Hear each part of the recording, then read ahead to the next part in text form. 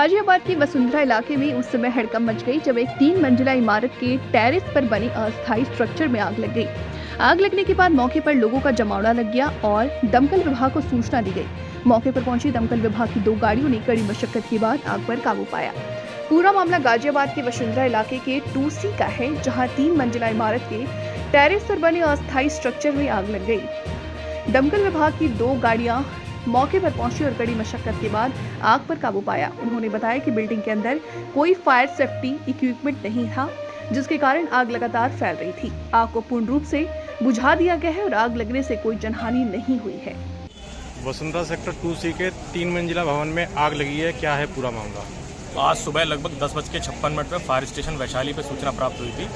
2C sector पड़ता है वसुंधरा में, उसमें एक टेरेस फ्लोर पे अस्थायी स्ट्रक्चर बना हुआ था, उसमें आग लगी हुई थी। तत्काल हमारी 2 गाड़ियां मैं FSO के घटनास्थल पर पहुंची।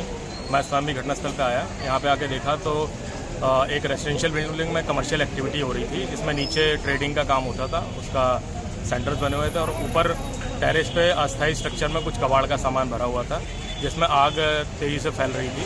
तत्काल 2 साइड से छत पे चढ़ के कर्मचारियों ने होज लाइन फैला के आग बुझाना शुरू किया और लगभग पौन घंटे की कड़ी मशक्कत के बाद आग को पूर्ण रूप से बुझा दिया है। इस घटना में किसी प्रकार की कोई जनहानि नहीं। आग लगने के दौरान कई लोग फंसे भी थे या फायर फाइटिंग सिस्टम वगैरह थे बिल्डिंग में? बिल्डिंग में कोई फायर की व्यवस्था नहीं थी और जो लोग थे वो सभी बाहर आ गए थे सुरक्षित।